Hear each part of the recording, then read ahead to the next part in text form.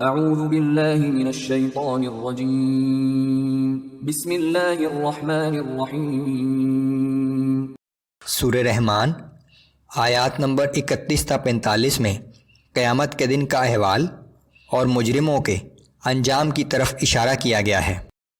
اعوذ باللہ من الشیطان الرجیم سنفرغ لکم ایہا الثقلان فبأي آلاء ربكما تكذبان۔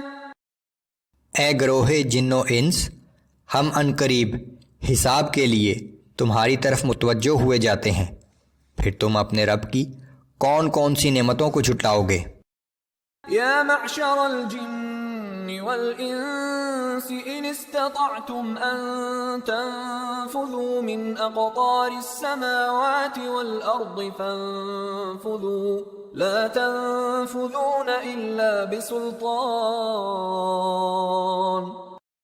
اے گروہ جن و انس، اگر تم آسمانوں اور زمین کی حدود سے نکل کر بھاگ سکتے ہو تو بھاگ جاؤ، نہیں بھاگ سکتے کہ اللہ سے مقابلے کی طاقت نہیں ہے۔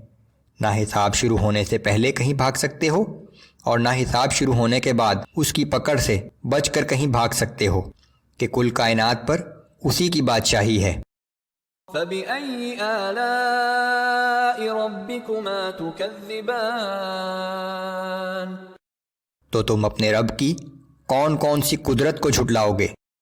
يرسل عليكما شواظ من نار ونحاس فلا تنتصران فبأي آلاء ربكما تكذبان۔ تم پر آگ کا شعلہ اور دھواں چھوڑ دیا جائے گا جس کا تم مقابلہ نہ کر سکو گے، پھر تم اپنے رب کی کن کن قدرتوں کو جھٹلاؤ گے؟ فَإِذَا انشَقَّتِ السَّمَاءُ فَكَانَتْ وَرْدَةً كَالدِّهَانِ فَبِأَيِّ آلَاءِ رَبِّكُمَا تُكَذِّبَانِ۔ پھر آسمان پھٹ جائے گا اور اس کا رنگ سرخ چمڑے کی مانند ہو جائے گا، تو تم اپنے رب کی کن کن قدرتوں کو جھٹلاؤ گے؟ فَيَوْمَئِذٍ لَا يُسْأَلُ عَنْ ذَنبِهِ إِنسٌ وَلَا جَانٌّ فَبِأَيِّ آلَاءِ رَبِّكُمَا تُكَذِّبَانِ۔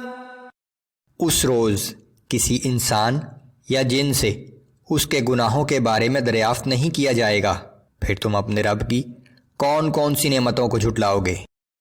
يُعْرَفُ الْمُجْرِمُونَ بِسِيمَاهُمْ فَيُؤْخَذُ بِالنَّوَاصِي وَالْأَقْدَامِ فَبِأَيِّ آلَاءِ رَبِّكُمَا تُكَذِّبَانِ۔ بلکہ گناہ گاروں کو ان کے چہروں ہی سے پہچان لیا جائے گا، پھر انہیں ان کی پیشانی کے بالوں اور پیروں سے پکڑ لیا جائے گا اور جہنم میں پھینک دیا جائے گا، پھر تم اپنے رب کی کن کن قدرتوں کو جھٹلاؤ گے؟ هذه جهنم التي يكذب بها المجرمون يطوفون بينها وبين حميم آن فبأي آلاء ربكما تكذبان۔ اور کہا جائے گا کہ یہ ہے وہ جہنم جسے مجرم لوگ جھٹلایا کرتے تھے۔ وہ مجرم لوگ آگ اور کھولتے ہوئے گرم پانی کے درمیان چکر لگاتے رہیں گے، پھر تم اپنے رب کی کن کن قدرتوں کو جھٹلاؤ گے؟